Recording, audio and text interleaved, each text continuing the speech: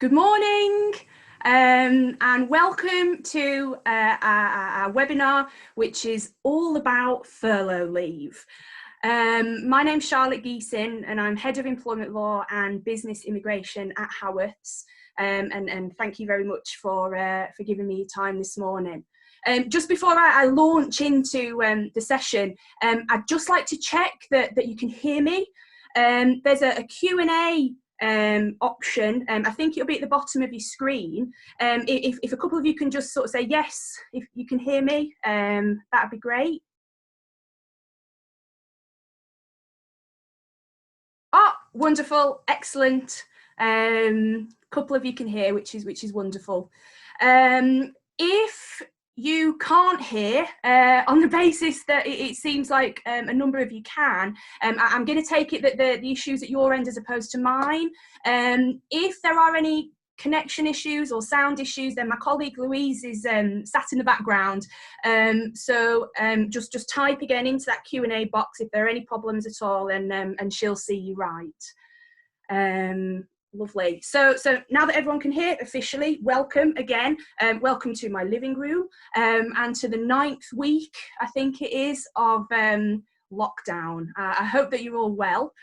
In terms of today, I'm going to spend the next sort of half an hour, 40 minutes giving you an update in terms of where we're at with all things furlough. I'm going to accept live Q&As during this session. First question already, thank you.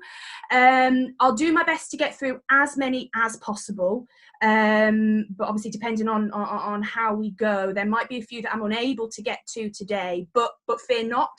At the end of this session, I'm going to be preparing a question document that includes all the questions that we've had to date. Thank you for those. All the questions that come in today. I'm going to anonymize, not really sure how to say that word, make the questions anonymous in any event, and share those with you all within the next sort of 24, 48 hours, hopefully. At the end of the session, my colleague Louise is going to close off. So please just bear with us whilst I do that short handover at the end. She's just going to confirm some details about how you can access the recording of this session, the Q&A sheet, and also give you details of the follow-up session in this series of webinars. Final sort of administrative point, this webinar is being recorded, and GDPR compel me to tell you that if you are unhappy about that, then unfortunately you do need to log off now. Right, okay, so in terms of the latest position when it comes to furlough leave and working during this lockdown, last week obviously saw some important developments, both in terms of the government's furlough scheme and the government's roadmap, which are introduced for easing lockdown restrictions and getting the UK back on its feet. In terms of the roadmap side of things, firstly, I think that this was probably less of a roadmap and perhaps more of a set of conditional aspirations. Obviously, lots and lots of uncertainty and a lack of clarity when it came to a lot of the points that Boris Johnson made. But as far as employers and employees go, there was a clear headline point, which was if you can work from home, then you should, and you should continue to do so if that's been the case. But if you can't, then employers and employees should be actively encouraged to go to work. Whilst I think on the face of it, that's a relatively straightforward instruction, in practice, it is an entirely impossible ask in some cases.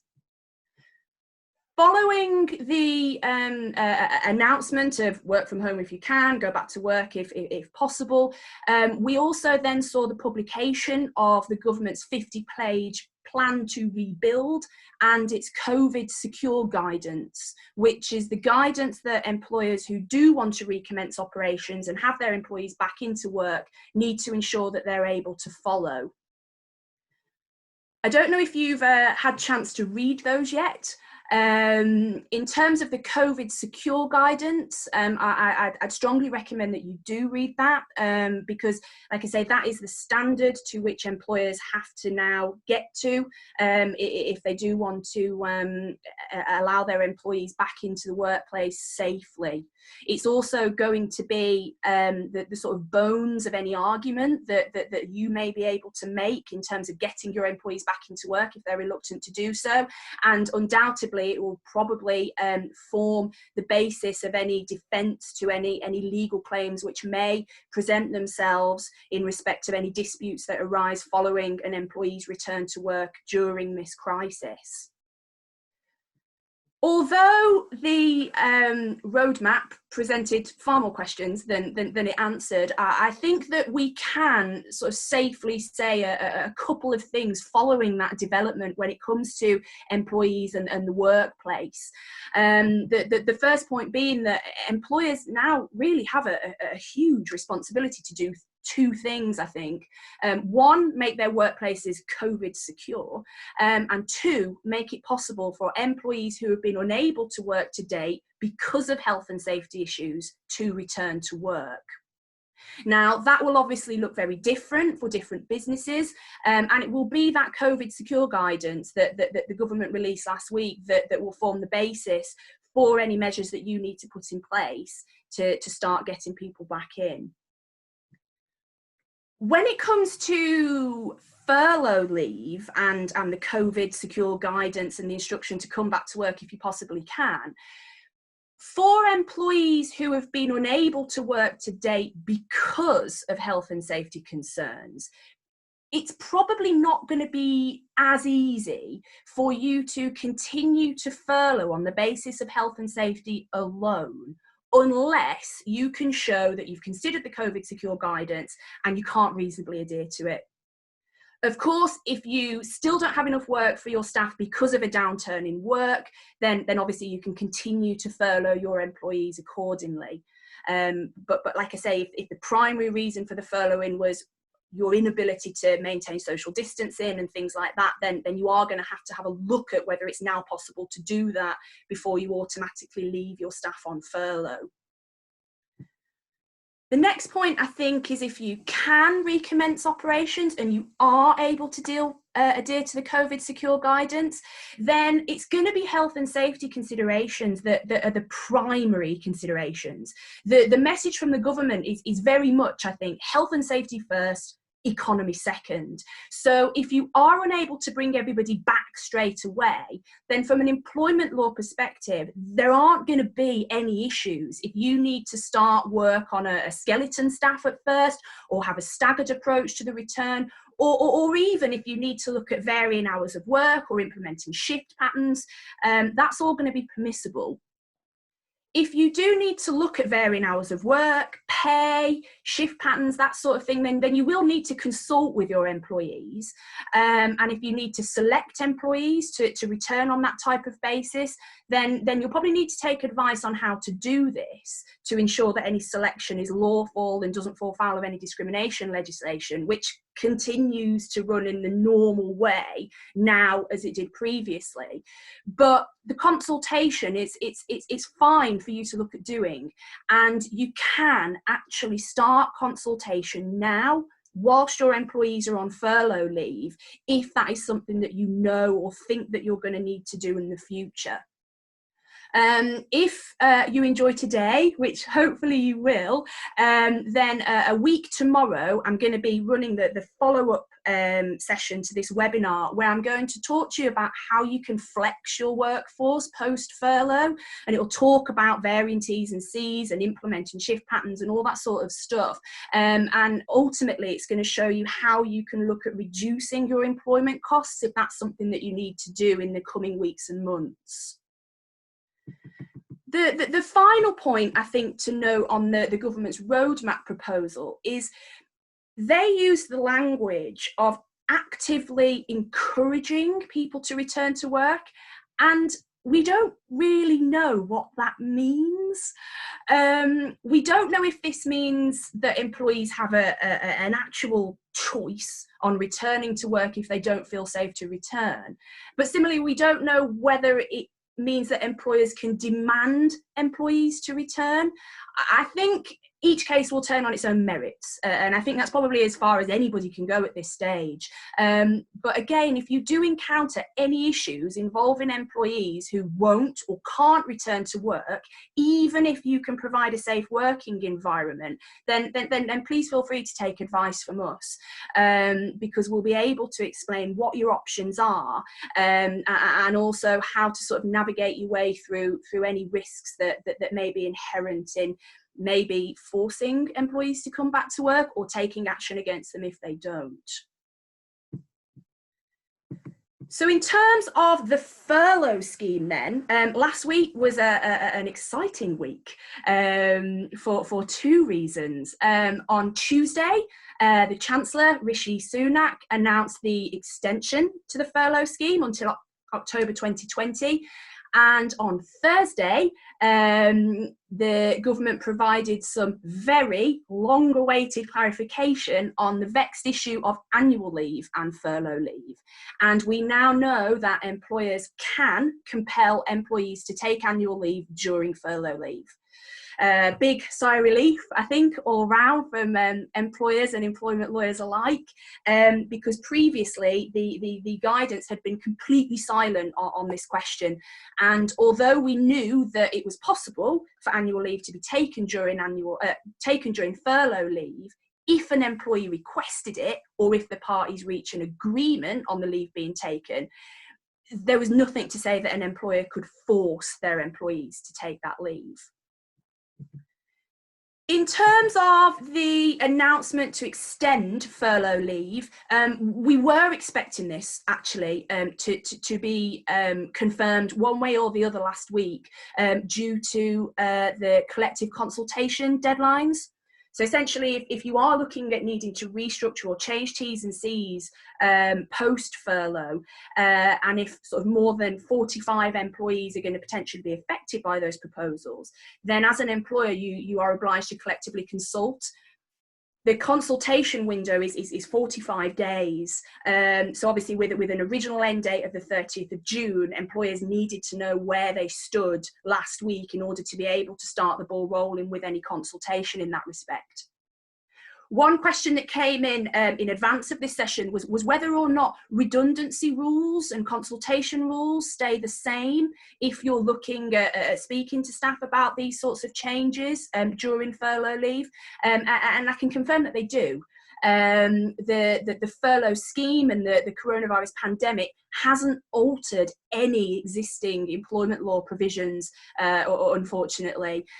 So if you are going to look at making staff redundant or laying them off or changing T's and C's, then like I say, you will have to consult with staff. All tenants of the furlough scheme as they stand today are expected to remain in place until at least the end of July. We are waiting for guidance to be provided from the Chancellor as to exactly how the furlough scheme is going to pan out between now and October. And as soon as we get that, we will be providing updates. But one of the key things that's definitely not changing, we don't think, until the end of July is the restrictions on an individual being able to undertake work for their employer. Now that's probably going to change come August, but for now it is completely prohibited for an individual to undertake any work for their employer, provide any services for them during the furlough leave period. And that arguably includes voluntary work as well, because there's an argument to say that if an employee is doing voluntary work for their employer, that means there's actually work for them to do, and therefore they shouldn't be furloughed. Because don't forget, the underlying purpose of the furlough scheme is to avoid layoffs and redundancies, which are obviously, they obviously need a reduction in work to sort of be justified in themselves. Employees can, however, volunteer elsewhere to help the coronavirus effort, and they can work for other employers whilst furloughed. Let's have a look at some of these questions. Does a furlough claim have to be for a 3-week period? Can an employer claim the furlough if an employee returns to work partway through a 3-week period? Yes, the furlough claim still has to be for a 3-week period. And if an employee returns to work during that 3-week period, it will break the continuity of that furlough period, and any claim under the CJRS will fail. It is fine for an employee to be off on furlough for 3 weeks and then come back to work for a day or 2 days or a week or 2 weeks and then be re-furloughed again, but the re-furlough period also has to be for 3 weeks in order for the claim to be successful.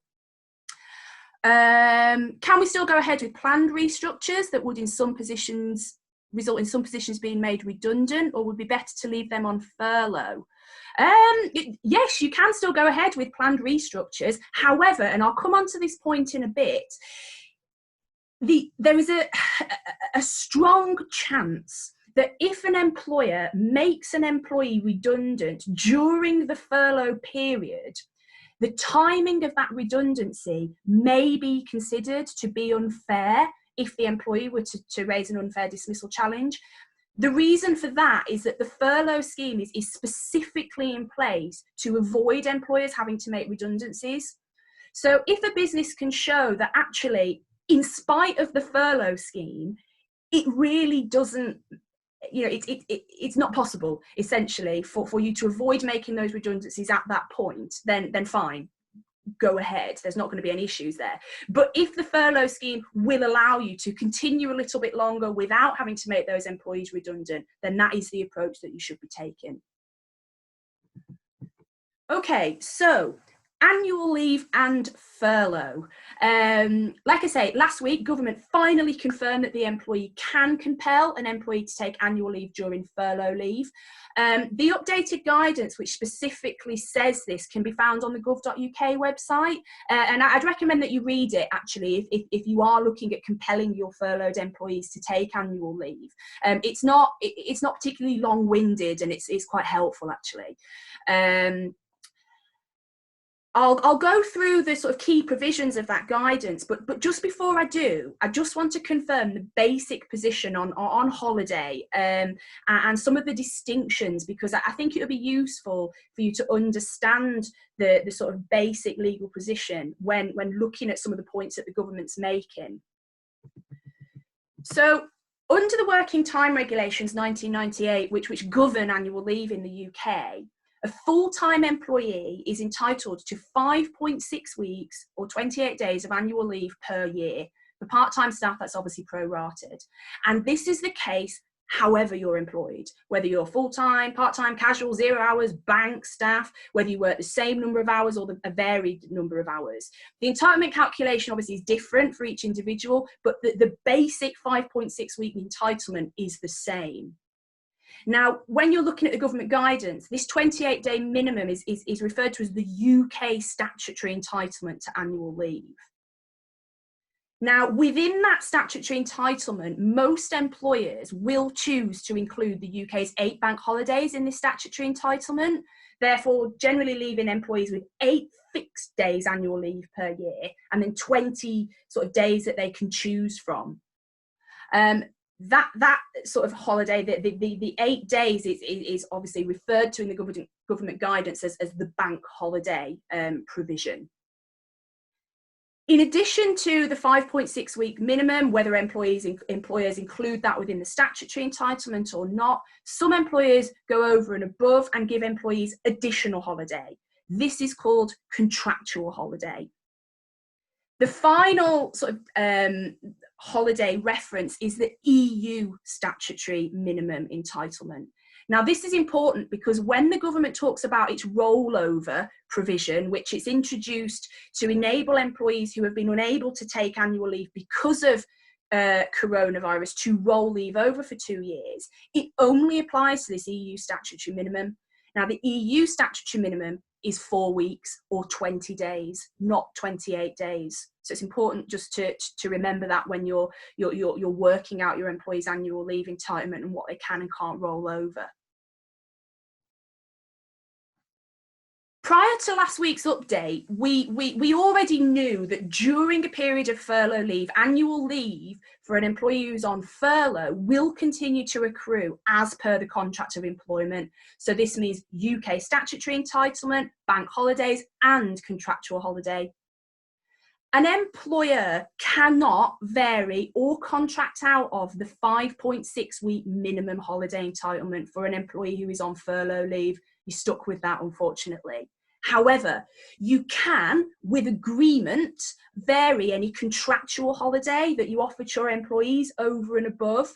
So you might be able to say to your employees, for example, if we give you an extra, I don't know, £250 in your pay run next month, you agree to forego your entitlement to 5 days holiday, something like that.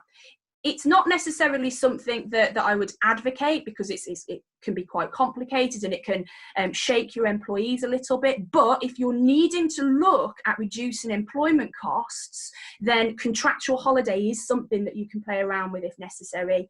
Again, I suggest that you take advice if you do want to look at trying to vary the contractual entitlement to holiday to any of your employees, because like I say, it's an area of risk.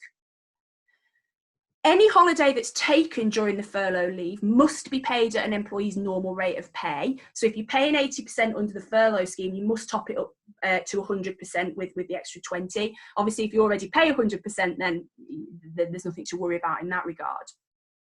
Where an employee's pay varies, this must be on the basis of average pay over the last 52 weeks.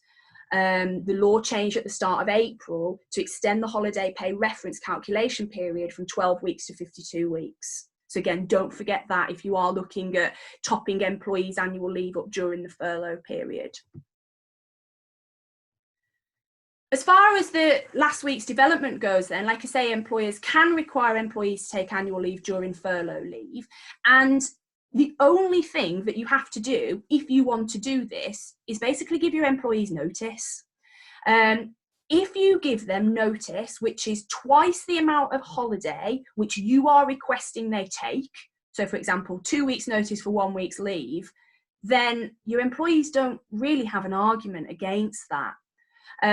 For those of you who like the detail, this is stated in Regulation 15.4a of the Working Time Regulations.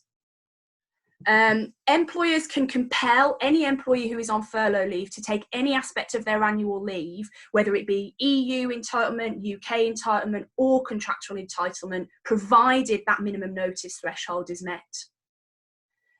Employers are also going to be allowed to cancel any pre-booked holiday that falls within an employee's furlough period if they want to.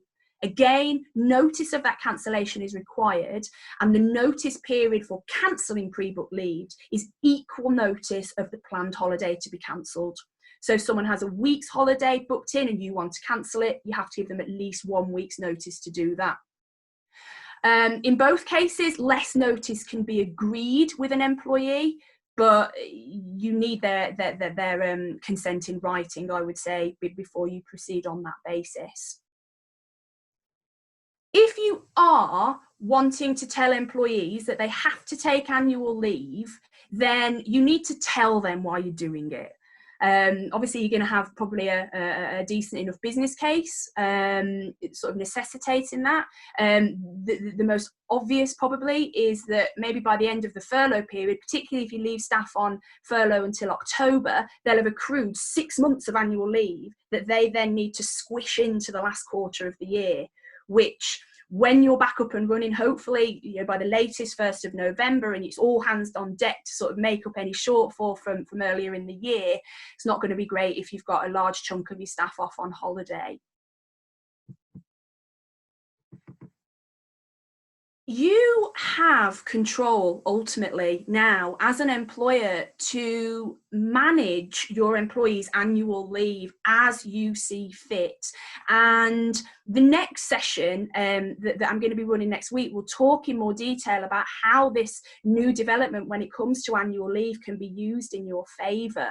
But I think it's potentially worthwhile, particularly if you've got a lot of employees who are on furlough and who are accruing annual leave, to start thinking now about perhaps putting your furloughed staff on a rota of annual leave to take advantage of this. It's one of the sort of easiest and primary ways in which you can start immediately reducing your future employment costs.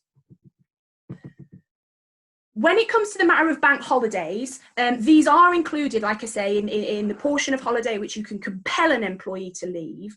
However, we're not going to be able to get retrospective consent for the bank holidays that have already passed.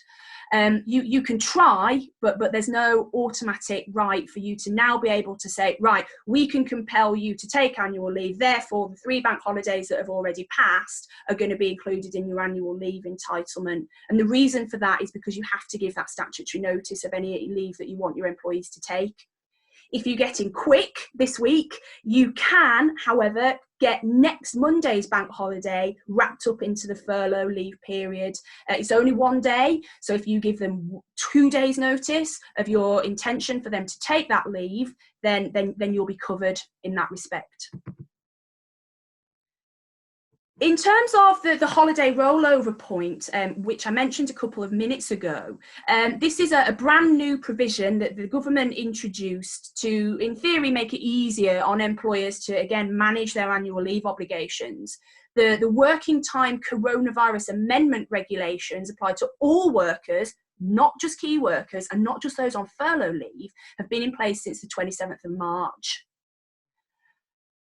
The rollover provision, like I say, only applies to the EU statutory entitlement, the 20-day portion of the employee's annual leave entitlement. And again, if you do start looking at planning your annual leave obligations, and like I say, maybe introducing a rota, it might be that whilst you want to compel your employees to take some annual leave this year, actually you want them to save a portion of leave to roll it over into the subsequent years, because actually you do have to top up holiday pay to 100%, so there is an automatic financial outlay.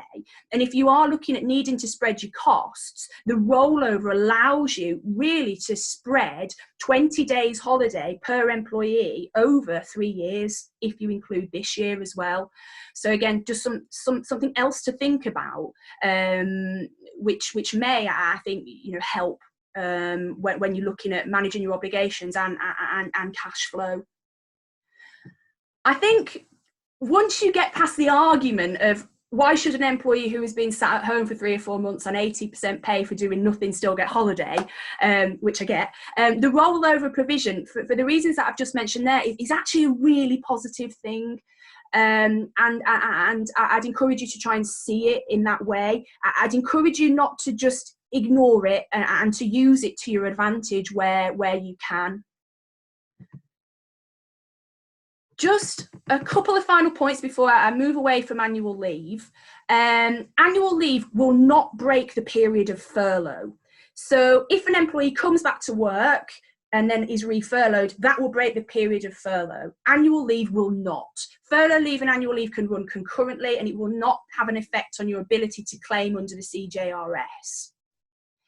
Any annual leave that is taken during furlough leave will have been officially taken. So if an employee is subsequently made redundant or dismissed, then they won't have a right to be repaid these days on termination.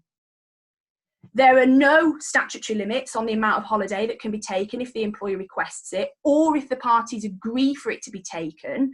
But an employer can, of course, if you want to, limit the amount of leave taken. So, for example, if an employee has only accrued a certain amount of leave until the end of the furlough scheme, then you can limit the amount that they take to that amount if you want to. Also remember that when furlough leave ends, if you have employees who still can't work because of childcare or dependence leave or for some other reason, then you can look at putting annual leave in place to cover any ongoing period of absence from work. So I can see there's a couple more questions pop through. I'm going to crack on because we've still got a few bits to get through before the end of the session. But like I said at the start, I will come back to you in writing in due course on those. Another incredibly vexed issue when it comes to furlough leave is notice pay during furlough leave. So we know for a fact that an employee can be dismissed during a furlough period, just like at any other time during their employment. And we know that an employer can also claim 80% of notice pay under the job retention scheme. However, the government guidance is completely silent as to whether or not, if an employee serves their notice under the furlough leave period, whether they're only entitled to 80% or whether they should be entitled to 100% of pay. Just on that point, whilst an employer can claim notice pay under the CJRS, it can't claim any other payments. So it can't claim redundancy pay, it can't claim for any contractual payments that would be due on termination. So pension contributions and things like that, they must be stood by the employer. In terms of the is it 80% or is it 100% question, the answer is unknown. We don't know because the government hasn't told us. But on a very strict interpretation of the law, there is an argument to say that in some cases, an employee might only be entitled to 80% of their pay if they are dismissed during the furlough period. Now, I'm more than happy to chat to any of you about the legal ins and outs of this. If you want to, please just pick up the phone. But the key points are that if you have an employee who is entitled to statutory minimum notice of termination under their contract of employment, then they will be entitled to 100% of their pay if they're dismissed on furlough. Employees, however, who are entitled to at least 1 week more than the statutory minimum notice requirement, which is often the case with perhaps more senior employees, then arguably they are only entitled to 80% of pay. It's a point that needs bottoming out, I think, in each individual case. And like I say, take advice from us if you want to, if you are looking at dismissing employees during furlough, to work out what your obligations are.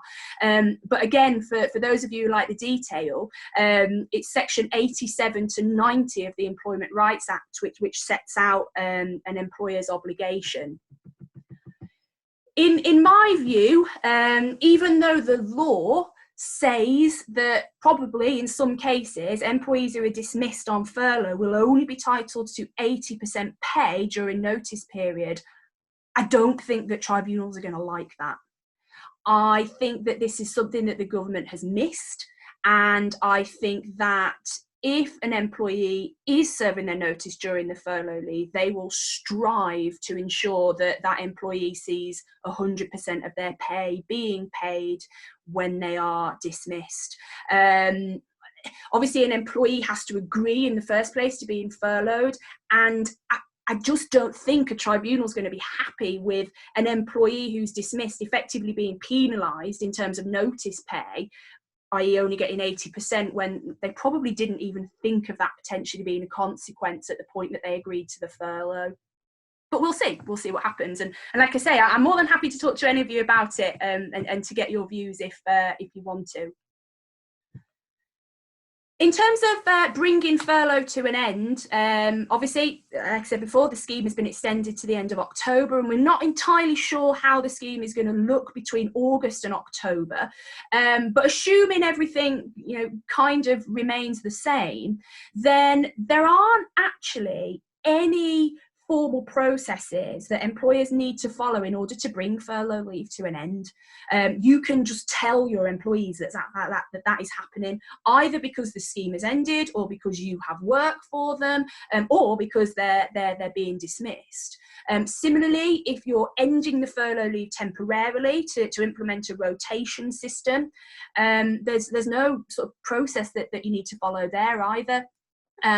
All that I would strongly recommend that you do is write to your employees to tell them that that's your intention, and to stipulate what the ongoing requirements are for them with regards to work that you expect them to undertake. An employee doesn't have a right to say, no, I object to being taken off furlough leave, although a few people have tried that in the past week, which is interesting. But if any of your employees sort of start down that line, then you can set them right fairly easily. It's your choice whether somebody is furloughed or not. When the furlough scheme eventually comes to an end in October, and this is going to be the key focus of the next session next week, it may be the case that everything's great again and everybody's got loads of work and all the employees are back doing full-time hours and it's business as usual. And whilst, you know, hopefully that's the case for the vast majority of you, I think the reality is that it's not going to be the case for a number of SME businesses. I think that employers will effectively have weathered the first part of the storm and access the coronavirus job retention scheme, and that will have seen them through to a point. But once that government support is withdrawn and there's no more sort of financial backing from anywhere other than perhaps loans from banks, employers are then potentially going to be faced with a brand new issue, which is redundancy costs, termination costs, keeping the workforce employed when there's a reduced input. And I think in some respects, that sort of secondary issue could be what actually tips a number of businesses over the edge and causes them more problems than they've already had to experience. Now, when it comes to your options at the end of furlough leave for managing your staff and reducing your employment costs, there are a number of options. One of them being layoff, which is essentially a way of staving off, continuing the stave off of redundancy dismissals by keeping employees on the books but not having any obligation to provide them with work or pay during this time. If you do want to lay an employee off post-furlough, then you do need a pre-existing contractual right to do that automatically. But if you don't have that automatic contractual ability, then you can get your employees' consent to that. In most cases, the alternative to layoff is likely to be redundancy or some other kind of dismissal. And hopefully an employee would kind of see layoff as lesser of the two evils, particularly in the sense that this is a global crisis. It's not just your business that's having to let them go.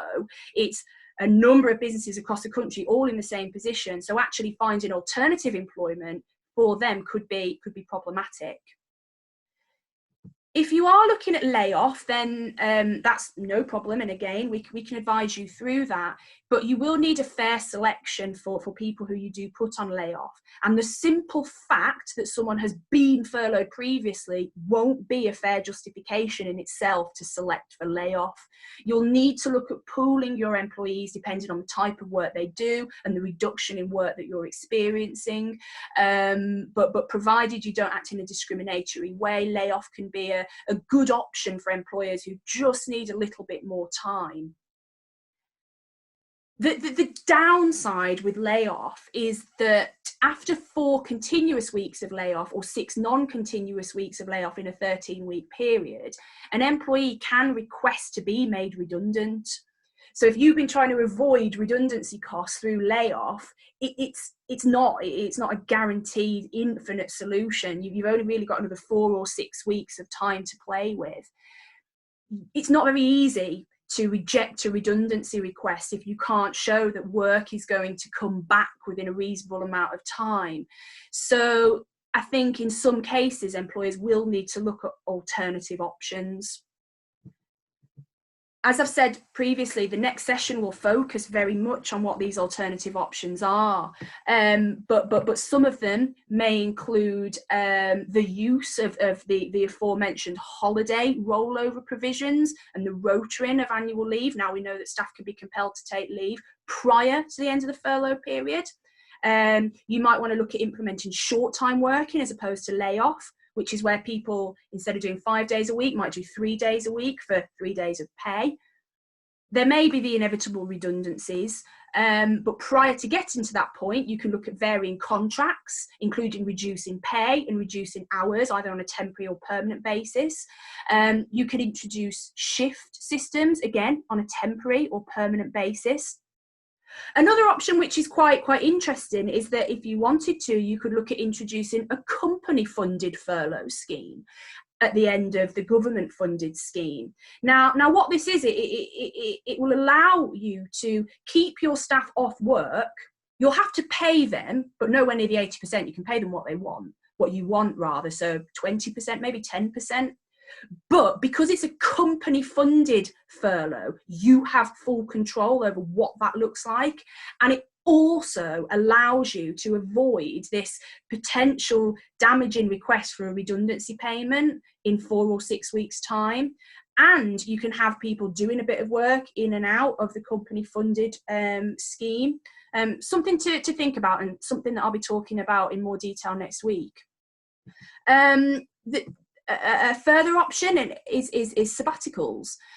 So a little bit like the company funded scheme in a sense, insofar as your employees remain employed and the contract of employment continues, but a lot like layoff, in the sense that they're not actually obliged to do any work for you, and you can massively vary their T's and C's so they don't get paid, they don't accrue holiday, and also you can remove the right to a request for a redundancy payment as well.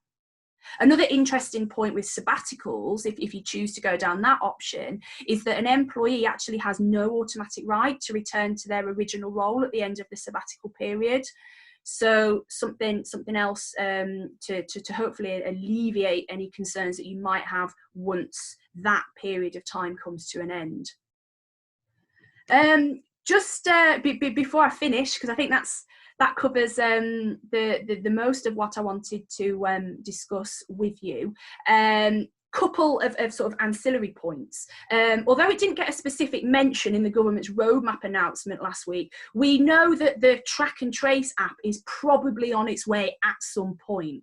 It's understood that individuals who use that app and come into contact with people with suspected or actual COVID will then receive advice to self-isolate. The use of the app won't be mandatory, but there is a question for you to start thinking about, and that's how will you deal with situations when employees perhaps receive that self-isolation advice? What do you do if you don't believe them? Like I say, something to think about. The final point, and this is a really interesting one, is that it's likely that the government is now going to introduce a statutory right for employees to work from home. This is being mooted at the moment, and basically what this means is if an employee wants to work from home and they can, then an employer won't have any defence to any request to force them into the workplace. So again, something to perhaps bear in the back of your minds as you're sort of future planning. So that's everything for me. Thank you again for your questions. I'm sorry I haven't been able to answer them all. Keep your eye out for the Q&A sheet, which will be available in the next sort of 24, 48 hours. And yeah, thank you very much for your time. Hopefully see you in a week and a day. But for now, stay away from viruses and keep safe. I'll hand you over to my colleague Louise. Thank you, Charlotte. That was fantastic, as always. I hope you all found it extremely helpful. So I know we've got a mix of clients and some people who are new to Howarths on the webinar today. So I just wanted to give you a little bit of a background and also tell you about how we can help in the upcoming event that Charlotte's already mentioned. So just about Howarths, for those who don't know, so we're a family-run business. Specialise in employment law and HR and health and safety.